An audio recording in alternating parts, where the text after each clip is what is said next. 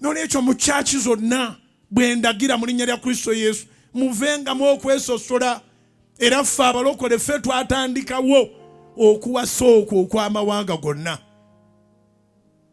kubanga buli eyalokoka wa famire.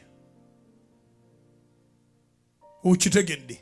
Ate ne kino mukitegeere, tetunoonya mu batannalokoka. Ebintu by'okutulidde ebbanga eddene ate toleeta akyabyetisse. Omanyi munnange musajja mulungi, muntu mulungi, ayagala nnyo Katonda. Amwagala mu ngeri ki? Bw'aba yamwagala alokoke. Atya nnyo Mukama. Mukama eriyo atamutya, ne Sitaani atya Mukama. Era emisimu gyonna tugigoba nga twogedde na linnya bunnya. Genda mu linnya erya Yesu, ne gwe batagobe ne kugamba nvuddewo. Erinnya lya Yesu teri atalitya.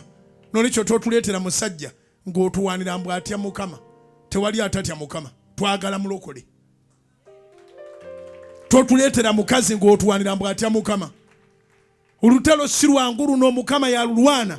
Naye naawe era olaba weefubako, weewaayo, n'okuŋŋaana saavisi zino zonna, n'oyitamu emyaka gy'enjiri, n'onoonya ali ku zero.